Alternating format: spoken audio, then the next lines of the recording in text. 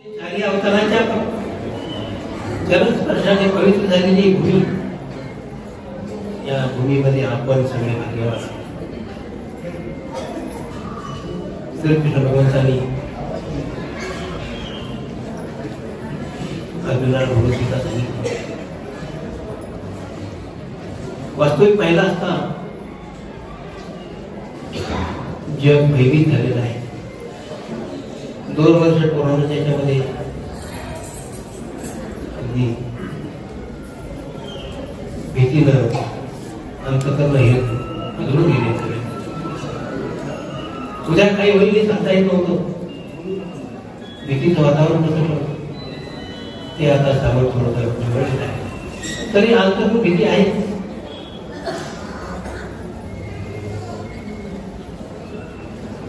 त्या भीतीच्या वातावरणामध्ये आपल्याला अध्यात्मच हात देऊ शकतं हे निश्चित.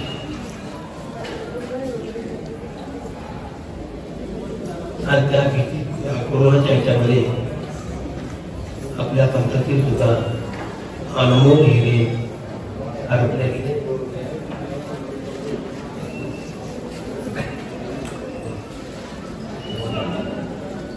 परवाच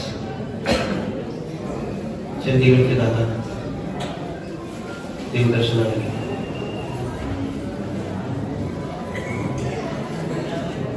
फार विद्वान होते. परिमळ पाशी ठरवलं होतं त्यांनी.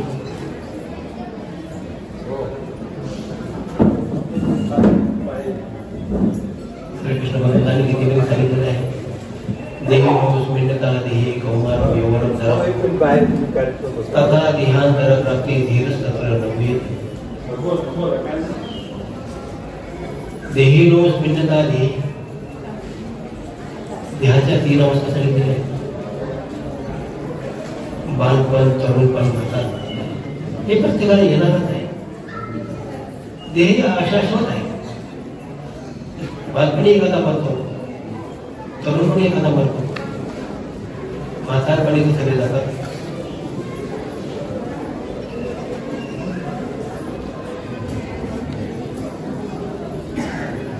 या देहात नाशिवंत आहे. आणि कृष्ण भगवंतांनी सांगितलं, या नाशिवंत देहासाठी तू शोक का करतोस. दुसऱ्याच देहामध्ये कृष्ण भगवंतांनी तत्वज्ञान सांगायला सुरुवात केली. शोक का करतोस म्हणे, हे देह तर नाशवंत आहे. हे देह गेल्यानंतर दुसरे देह मिळणारच नाही त्याला. तू शोक का करतो.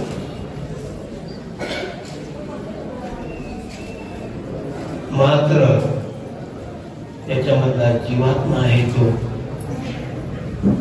अजो नित्य शाश्वतो यम पुराणो न हन्यते हन्यमाने.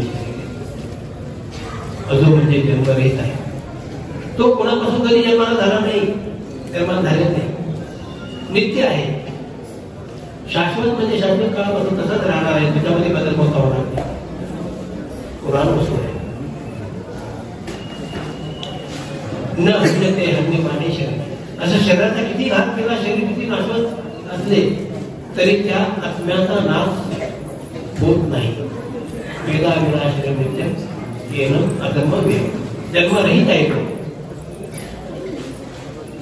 त्या आत्म्याचा विचार करायला शिकलं पाहिजे. म्हणून अर्जुनाला पहिला डोस दिला तो आश्वासक ध्यान. आपण सुद्धा असे आशाश्वत ध्यानासाठी आपण इतके झटतो, रात्रंदिवस राबतो, त्याच्यामध्ये इतकं मन गुंतवून ठेवतो, रात्रंदिवस त्याच्या शोकामध्ये, सुखामध्ये, सुखामध्ये, दुःखामध्ये अगदी तल्लीन होतो. आणि शेवटी अंतकाले यम यम वापी स्मरण भाव ते कलेवर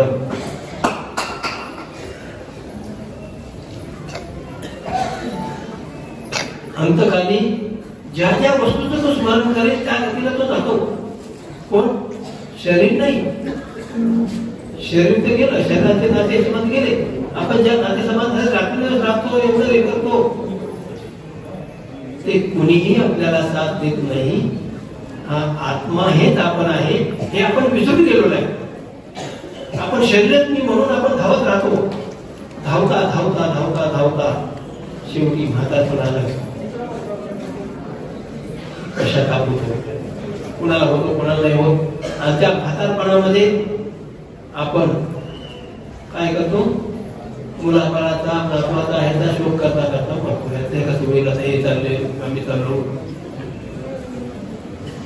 किंवा एखाद्याने संपत्ती जोडून ठेवलेली मोठी, मग ते आता नाचतात का दारू करतात का ते बरेकडे हातात येत नाही त्यांच्या, त्याच्यात तो दुःख राहतो. कुणाला शेतीमध्ये जीव असतो, कोणाचा पैशात जीव असतो, कोणाचा हाडीत माळे हवे बांधतात त्याच्यामध्ये जीव असतो. आणि मरताना तेच आठवण करत करत जीव सोडतो. म्हणे अमक्यात जीव अटकला, तमक्यात जीव अटकला, त्याची भेट झाली नाही. आणि अशा पद्धतीनं तो ज्याचा अंत होतो तो शेवटी यम वापी स्मृती भावते त्याच्यात ते कलेवर यांती देवता देवान विसरून यांची विसरूनता उतानी यांची भूतेच्या यांती बद्दल अंतकाली ज्या ज्या वस्तूचं स्मरण करत करत तो आत्मा जातो, त्या शरीरातून निघून जातो, त्या गतीला तो पोचतो. जर आत्मत्व असलं त्याची ममता असते, मुलाबाळात ममता असते, शेतीबाडीत ममता असते, घरादारात ममता असते, त्याच्यामध्ये तो गुंतून इतका राहतो की शेवटी मेल्या तिथं गुंतवून बसतो आणि मुलाबाळाला त्रास देतो. मग म्हणतात पितृदोष आहे. मग ते देवदिवशी येतात, त्याला हे करतात, काय साधन करतात आणि त्याला शेतात बसवतात, त्याला काय बळी देतात, तिथं मंदिर बांधतात.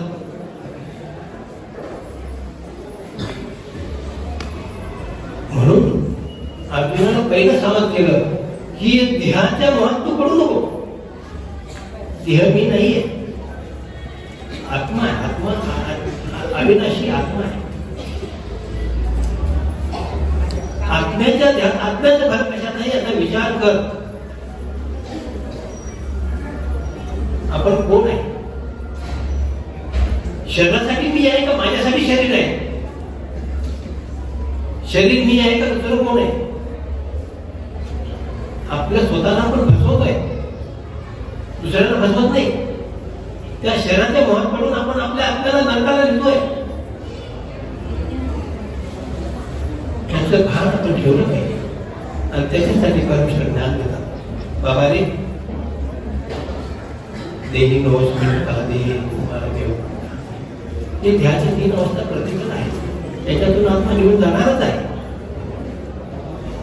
परंतु आपण आत्मा आहे का शरीर आहे याची ओळख करून घेतली पाहिजे आणि त्याच्या शरीराच्या महत्व किती राहायचं हे विचार केला पाहिजे.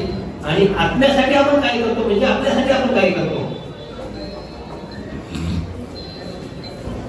आपली परिस्थिती अशी झालेली आहे, गाडी घेतली, डिझेल भरून पळवत राहील, कुठं जायचं माहित नाही.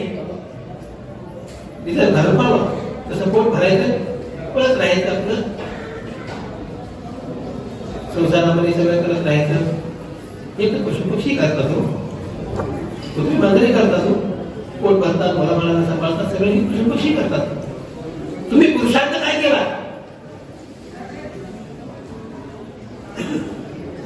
पुरुषार्थ सांगितला भगवंताने अर्जुनाला आत्म्याचं धन. आत्मनो बंधू आत्मेवर विपुरात्मा. आपणच आपले शत्रू आहोत, आपणच आपले मित्र आहोत. आपण आपल्या आत्म्याला नरकाला नेलं. कोण शत्रू आहे? आपणच आपला घात केलेला आहे. त्या शरीराच्या मोहात पडून आपण आपला घात करून घेतो आणि नरकाला जातो. नरक दुसऱ्याला भोवा लागला. 84 लाख एवढी आहे. किती? 84 लाख एवढी. एका योनीत जर समजा 50 वर्ष सरासरी धरली तर 42 कोटी वर्ष होतात. आणि दुसऱ्या आणखी नरक 13 वेगळी नरक वेगळेच आहे. कोटी कोटी वर्षाचे नरक आहेत ते. रौरवाचे नर्क वेगळेच आहेत. आणि हे सगळे नर्क चुकवण्यासाठी परमेश्वरांनी ज्ञान दिलेले, आपल्याला बुद्धी दिलेली आहे. त्या बुद्धीचा विचार कर, ज्ञानाने विचार कर आणि या शरीराचा मोह सोडून आत्म्याच्या भल्यासाठी प्रयत्न कर, तर तू जिंकशील. परंतु आपण या आत्म्याच्या भल्याचा विचार न करता शरीरातच सगळे पदार्थ मिळवतात, पैसा मिळवतात, भाड्या हवेली बांधण्यात, मुलांना लग्न करण्यात, मुलांचं हे करण्यात, नातवाचं तोंड पाहण्यात, पोत्याचं तोंड पाहण्यात पुरुषात समजतो आणि शेवटी नरकाला. त्याच्या आशा कधी संपतच नाही. मनुष्याच्या आशा हे कधीच न संपणार आहे. परंतु आशा केशनाश आहे म्हणतात तसं, ती गोष्ट तुम्हाला माहित असेल. तर आशा ही कधी संपत नाही. त्या आशेला आवाज घालावा लागतो. आपल्या मनावर नियंत्रण केलं पाहिजे ज्ञानाने की आपण कुठे चाललो, आपली काय गती होईल. आपल्याला एवढी मोठी भयंकर नरक होता लागतील, त्या नरकातून आपली सुटका झाली पाहिजे. हा विचार भगवद्गीतेमध्ये अर्जुनाला सुरुवातीला सांगितला की बाबाने ध्यान महत्व जीवाचा भर कशात ते पहा. अर्जुन प्रश्न करतात, तुम्ही मला लढाई करायला सांगता आणि हे तत्वज्ञान निर्माण करता, त्यालाच मी काय करू. शेवटी श्रीकृष्ण भगवंतांनी एकच सांगितलं आहे, सर्व धर्मान परित्यज्य मामेकं शरणं व्रज. तू त्यात सांगितले 18 संन्यास योग. मनमना हो न भक्तो मध्यानी मामनमस्करो, माझाच भक्त हो. काय माझाच भक्त हो. तुला थोडक्यात तुझा उद्धार करण्याचं साधन सांगतो. माझाच भक्त हो म्हणजे काय.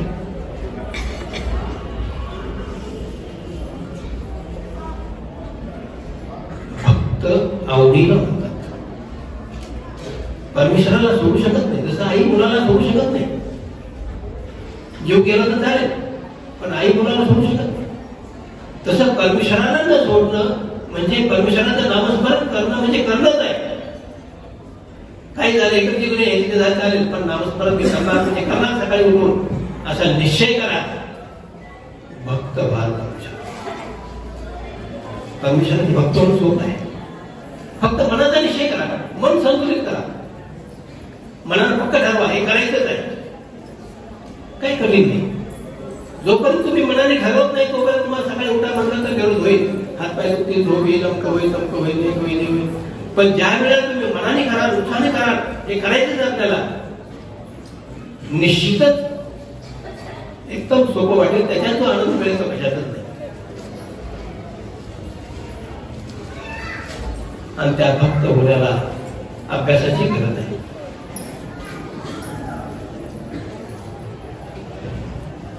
ज्ञानाची गरज आहे की आपण कुठं जायचं, कशासाठी करायचं आहे, काय चाललोय, कुठं चाललोय, हे जग नाशिवंत आहे.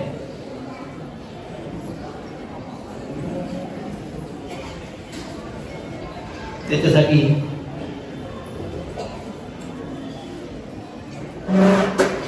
आपण काय केलं पाहिजे.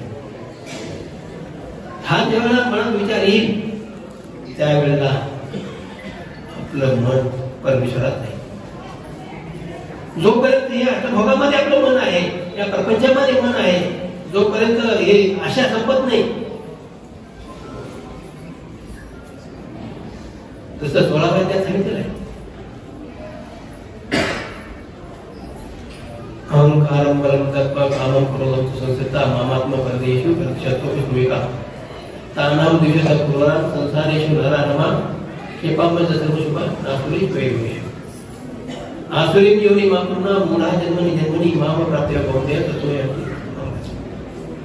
म्हणजे जर प्रपंचामध्ये आपण राहिलो, श्रीमंतीमध्ये राहिलो, मान्यतेमध्ये राहिलो, एवढा मला मान आहे, एवढे लोक मानतात, मी कसं काय हे सो, किंवा काम क्रोधाने युक्त होऊन राहिलो, अष्टभोगाचे युक्त होऊन राहिलो,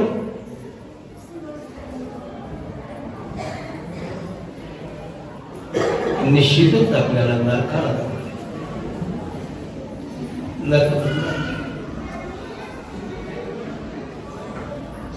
स्वामींनी सांगितलं होतं विवेकरामला, अनुसरा नाही तर अशा तो झाड होतं, ते झाड खडकामध्ये उगवलं होतं, एका मुळीवर होतं, इकडून वाला इकडे पडायचं, इकडून वाला इकडे पडायचं, असं आदळत राहायचं सारखं. त्यावेळेला कोण म्हणतो ते सांगा बरं.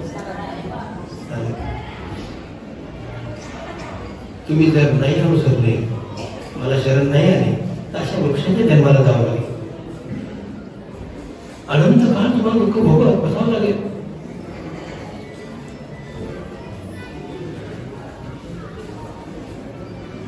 त्याला सीमा नाही, त्या दुःखाला अंत नाही. असं आपण त्या लोभात पडलो, लोभात पडायचं मर्यादा असते. आपल्यालाच नाही, आपल्यामध्ये दंडी दर्शी अवस्था सांगितलेली, मनुष्याच्या 4 अवस्था सांगितलेल्या आहेत. काय? दंडी, दर्शी, स्पर्शी. 12 वर्ष बाजूला काढली लहानपणीची.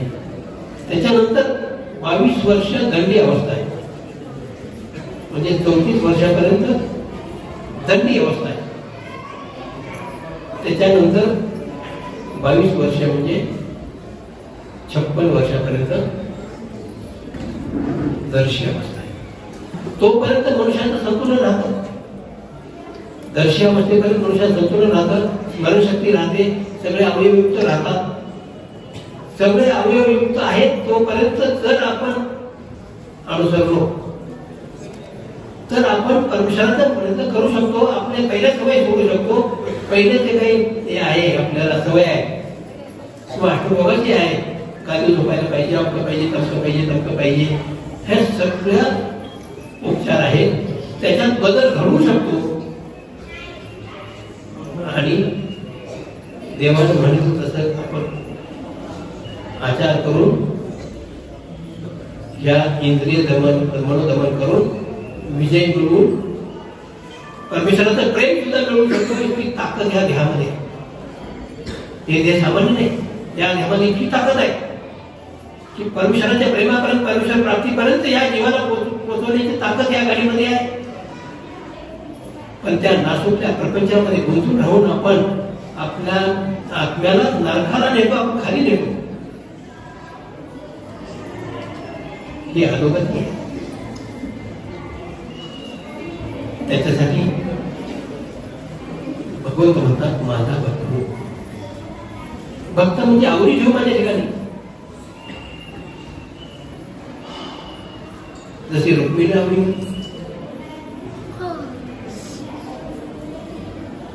परमेश्वर धावून आहे. आपल्याला आवडी असते परमेश्वराची, परमेश्वर धावून येणार आहे. परमेश्वर दूर नाही,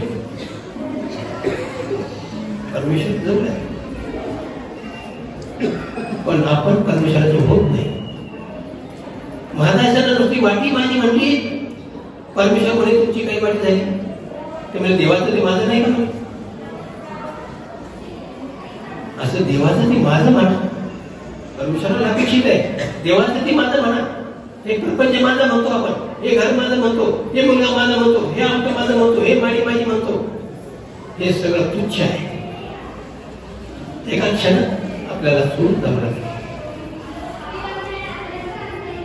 जे माझं म्हणतो ते सगळं नाशवंत आहे, ते माझं नाहीच आहे, तो प्रपंच आहे, पंचमहाभूत आहे. माझा आत्मा, आणि आत्मा कोणाचा आहे? परमेश्वराचा आहे. असं म्हणा परमेश्वर म्हणतात. आणि असं म्हणण्यासाठी, एवढं म्हणण्यासाठी परमेश्वराने एवढी भगवद्गीता सांगितलेली आहे. कशासाठी सांगितली? माझं म्हणण्यासाठी. परमेश्वराच्या ठिकाणी माझं पण येऊ द्या,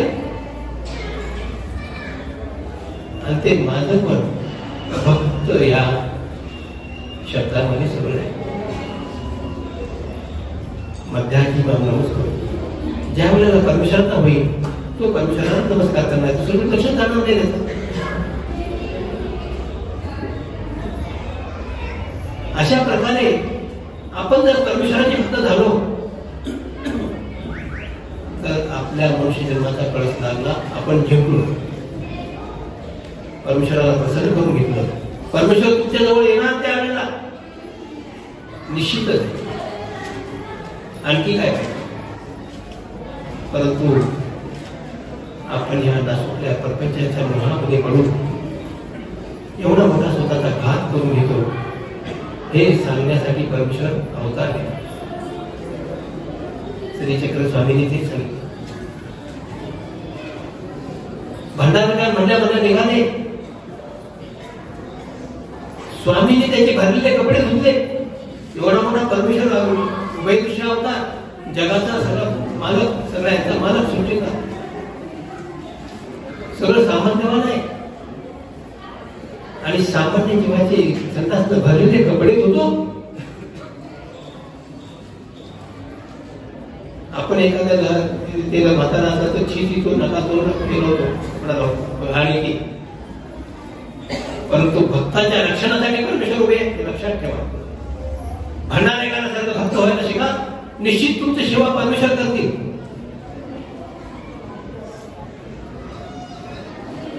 परमेश्वराला सगळं काही करतात. म्हणून परमेश्वराच्या नामस्मरणामध्ये त्यांनी सांगितलं की इथे मध्ये भगवंताने सांगितलं अनुद्वेग कर्मक्षम सत्यप्रिय हितप्रिय स्वाध्याय संचयवर वापरे. तीन तर सांगितलेले, शारीरिक, मानसिक, वाचिक, मला प्रसाद स्वामीच वगैरे. परमेश्वर एवढे उदार आहे, आपल्या घ्यायला धुरी नाही. परमेश्वर म्हणतात तुम्ही वाचीनं वाईट कोणाला बोलू नका. अनुद्वेग कर्मक्षम सत्य बोला, सत्य बोला पण प्रिय बोला. काय सत्य सुद्धा अप्रिय असू शकतं. एखादा आहे, एखाद्या मनुष्याला एखादा मारायला आलेल्या पाठीमागून आणि तो आपल्या समोर लपला एका ठिकाणी, तो मागून विचारतो कुठं आहे, खरं बोलायचं येतं आपल्याला. काय होय? पाप नाही. प्रिय बोला, दुसऱ्याला दुःख होणार नाही असं सत्य बोला. आपल्या मराठीमध्ये म्हण आहे, खरं बोलत सत्य यायला राग येतो. तर खरं बोला पण तुम्हाला आपल्याला अनिष्ट लागणार नाही याची दक्षता घेतली पाहिजे.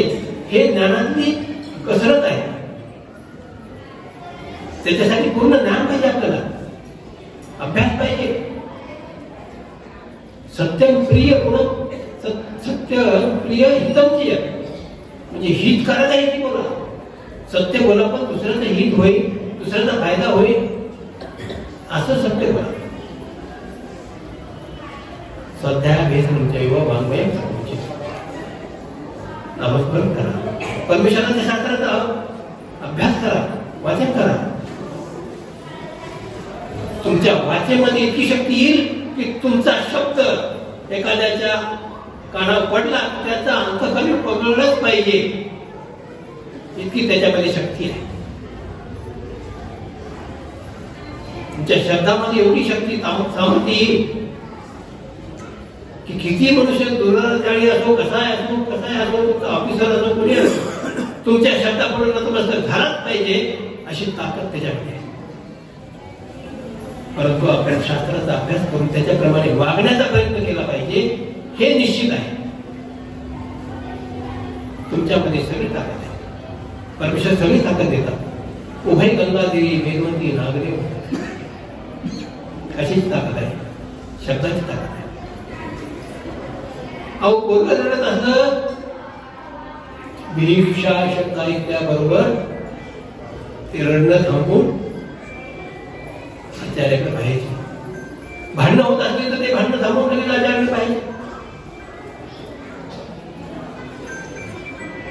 त्या शब्दाची ताकद आहे. ते ताकद मिळवायला शिका, स्मरण करा. तुमच्या प्रपंचामध्ये त्याचा फायदा होईल आणि परमात्मा मिळणारच आहे. त्याच्यासाठी कितीचा शास्त्राचा अभ्यास करायचा.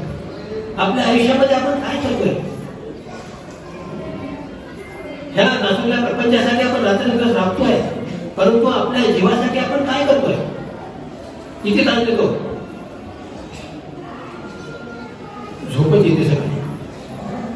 आणि सगळ्यात ड्युटी असली तर तुम्हाला झोप येईल का? झोपच उघडत नाही म्हणे.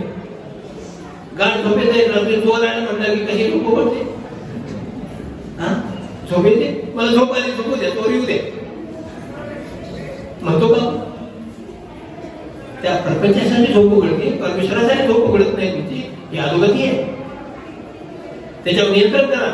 निश्चितच तुमची झोप उघडेल आणि त्याच्यामध्ये आनंद मिळेल आणि परमेश्वर प्रसन्न तुमच्या होतील. हे परदातीच आहे. त्या दृष्टीनं आपण प्रयत्न करायचा. आणि असा प्रयत्न जर केला तर तुमच्यासारखा जगात तुम्हीच असा मनुष्यानाम सहश्रेष्ठ. हजारात एकाच असा आणि त्याच्यामध्ये आपण सगळे बसले पाहिजे. हा प्रयत्न सगळ्यांनी करायचा आहे. आणि त्याच्यासाठी परमेश्वर अवतार घेतात. त्याच्यासाठी गीता सांगितली आणि त्याच्यासाठी सगळं हे खटाटून परमेश्वराचा सृष्टी रचनेचा खटाटून त्याच्यासाठी आहे. अष्टभोग भोगण्यासाठी नाही आहे. अष्टभोग बोलल्यानंतर इंद्रियांचं ते नरक होतं. हॉटेलमध्ये जसं बिल दिलं, जसे पदार्थ घेतले तसे बिल दिलं, तसं इथले जे अष्टभोग आहे त्याचे प्रत्येकाचं बिल आहे तुमच्याजवळ. लगेच नरक आहे ते. कंपनीच्या नरकामध्ये भोग आहे. 60 लक्ष वर्षाची चौकडीचे नरक आहे लगेच त्याच्यात. फुकट काहीच नाही येतं. आपल्याला वाटते मजा करून घ्यावी, पण मजा अजून येते. त्याच्यासाठी अभ्यास पाहिजे, अभ्यासाला वेळ दिला पाहिजे. आपण आयुष्यामध्ये 100 वर्षाचं आयुष्य आहे, पण 100 वर्ष कोणी जगत नसेल तर गृहीत धरलं तरी दररोज 1-2 तास जरी केलं, नामस्मरण केलं, सकाळी उठून 3 ते 6 पर्यंत परमेश्वर वाट पाहता, त्यावेळेला निदान 1 तास का होईना, 3 तास झालं तर तो भाग्यवंतच आहे, पण 1 तास का होईना प्रत्येकाने नामस्मरण केलंच पाहिजे. तक्रार अशी आहे की पुष्कळशा महिला वर्ग आहेत ते सकाळी उठतात, स्मरण करतात, पण पुरुष वर्ग मोजकेच उठतात, परंतु मोजके उठतात. त्यांना उद्धाराचं ताट नको का? महिलांनी केलं तुमचा उद्धार होणार आहे का? आळस टाकून द्या. आपल्या जीवाचा उद्धार आपण करायचा आहे. सकाळी उठलंच पाहिजे, स्मरण केलंच पाहिजे. 1 तास जर स्मरण केलं तुम्ही तर आपल्या आयुष्यामध्ये आपण ज्याच्यासाठी परमेश्वराने एवढा अमूल्य मनुष्य दिलेला आहे त्याच्यासाठी आपण काय केलं? या प्रपंचासाठी पशुपक्षाप्रमाणे आपण जन्म दिला. भेळे जन्म देते, मुळे जन्म देते, सगळ्याला देते, पण आपल्या आत्म्यासाठी आपण काय केलं? 24 तासातून 1 तास, 24 वर्षातून 1 वर्ष दिलं, 48 वर्षातून 2 वर्ष, 72 वर्षातून 3 वर्ष, 96 वर्षातून 4 वर्ष होतं. 1 तास नेमाने दिलं तर जन्मल्यापासून, पण जन्मल्यापासून देतच नाही कोणी. 10-20 वर्ष असेच जातात आणि त्याच्यातले मी मग आता म्हातारपणी करू म्हणून सोडून देतात. तर ज्याच्यासाठी परमेश्वराने मनुष्य दिलेले त्याच्यात पासिंग किती आहे? मुलांचं पासिंग किती असतं? किती मार्क लागतात? 35%. आपल्याला 100 पैकी 4 बनले. लहानपणीपासून केलं तर परमेश्वराने कसं पास करावं म्हणतो. मी देवाचं एवढं करतो तेव्हा मला सहाय्य करतच नाही, एवढंच करतो देवाच्या नावाला. काय करतो देवाचं आपण? एवढं मोठं मनुष्य दिलेलं आहे, त्याच्यासाठी आपण करतो काय? निदान 2 तास 3 तास मोकळ्या टाइमात टाइम काढून केलं पाहिजे. आवडी असते सवड मिळते, असं जगात कोणीच नाही.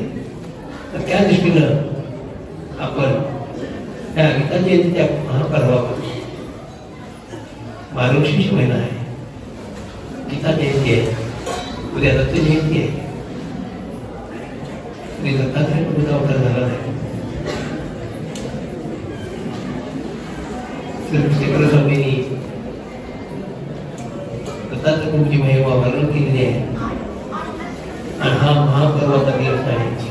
या महापर्वावर आपण शपथ घ्या, माझ्या जीवाचा उद्धार मी करणार आहे. निश्चितच तुमच्या जीवाचा उद्धार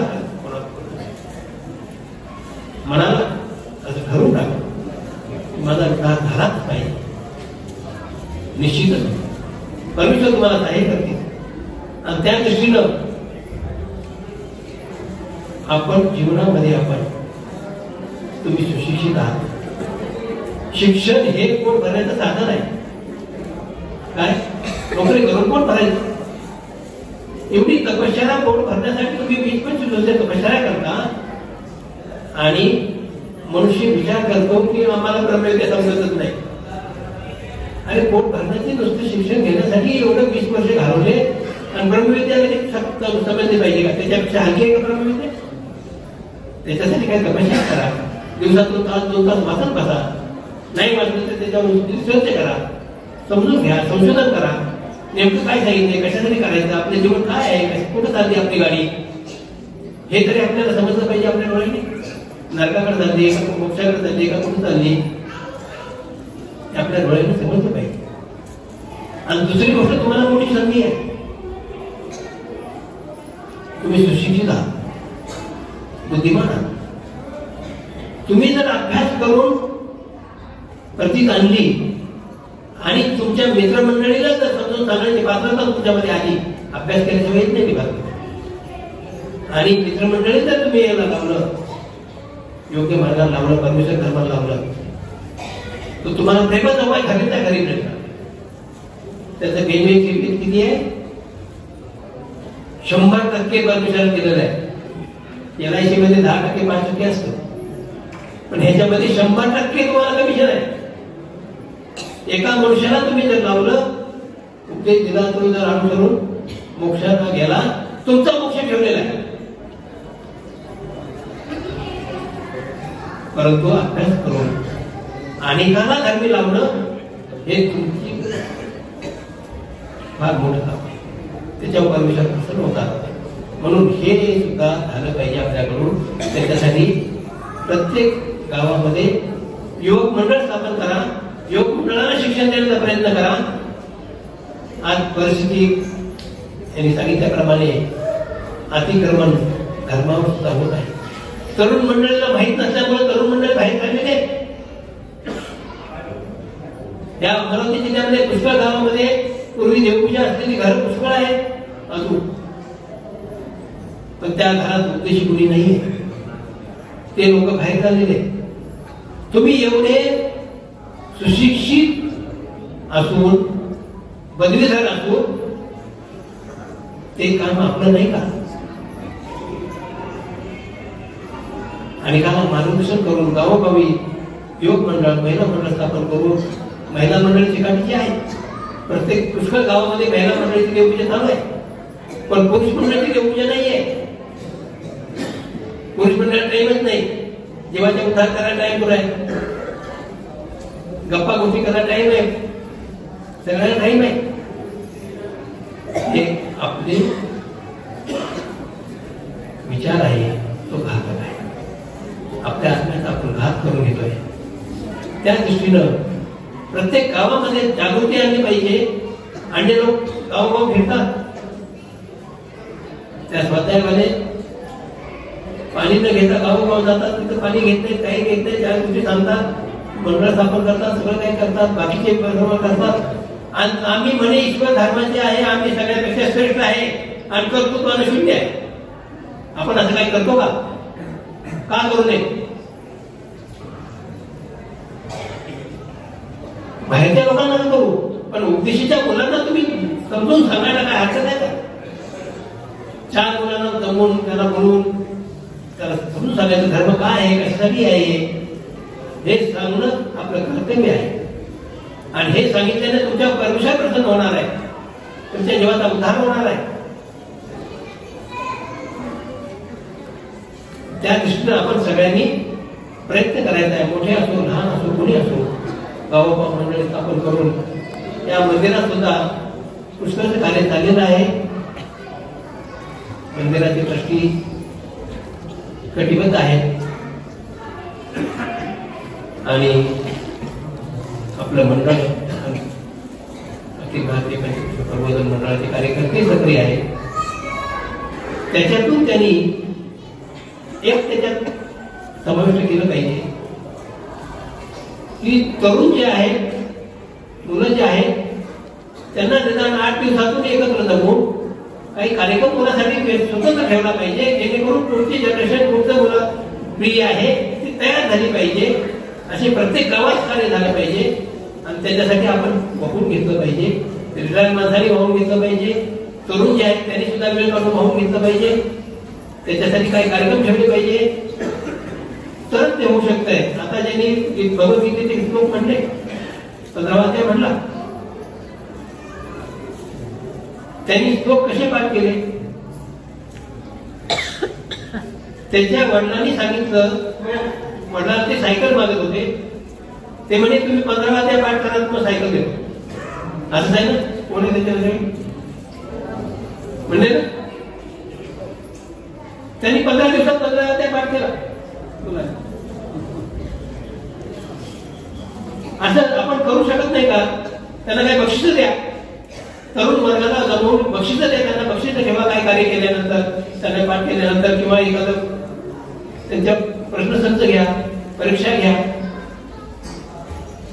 निश्चितच त्यांना उत्साह निर्माण होईल आणि ते धर्माला प्राप्ती होते. म्हणजे हे रोखण्यासाठी हे आवश्यक आहे, आक्रमण रोखण्यासाठी हे आवश्यक आहे आणि त्याच्यासाठी आपण झोपून चालणार नाही. म्हणून या गीता जयंतीच्या पर्वावर आपण हे कार्य सुरू करायचे. पूर्वीच्या लोकांनी केलेलं आहे, म्हणून पूर्वीचा पंथ हा गावोगावी पसरलेला आहे आणि प्रत्येक गावामध्ये पाहतो. आज धर्माचा प्रचार फार कमी आहे. आपण समजतो की ब्रह्मविद्या लोकांना सांगितले म्हणजे धर्माचा प्रचार होतो, हे म्हणणं चुकीचं आहे.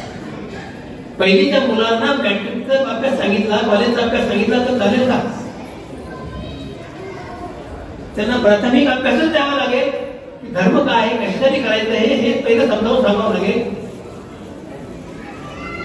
महत्वाचाने सांगितलं, गीते करून परमेश्वराला ती प्रतीक आणा आणि परमेश्वर त्यांना समजला, जीव समजला म्हणजे पुढचं तू करतो. तर त्याच्यासाठी प्राथमिक प्रत्येकाला द्यावं लागेल आणि प्राथमिक करून त्याची श्रद्धा वाढवावं लागेल. श्रद्धा वाढवल्यानंतर मग पुढचा अभ्यास द्यावा लागेल. त्याच्या बौद्धिकतेप्रमाणेच अभ्यास द्यावा लागेल. त्यांना जर बोझं ठेवलं तर ते पडून जातात, तुमच्याजवळ येणारच नाही. त्यासाठी काही बक्षिसाचा आम्ही दाखवून म्हणा किंवा काही त्यांच्या मनोरंजनाचा आम्ही दाखवून म्हणा, त्याच्यातून रोज बाजावं लागतील आणि त्याच्याप्रमाणे तरुण वर्गाला एकत्र करावं लागेल आणि त्या दृष्टीने आपण करा. त्या गीता जयंतीच्या मार्गशीर्ष महिन्याच्या सत्य जयंतीच्या मुहूर्तावर आपण हे कार्य सुरू करावं असे आणि आपल्याला परमेश्वराने यश द्यावं असे परमेश्वरावर प्रार्थना करून 2 शब्द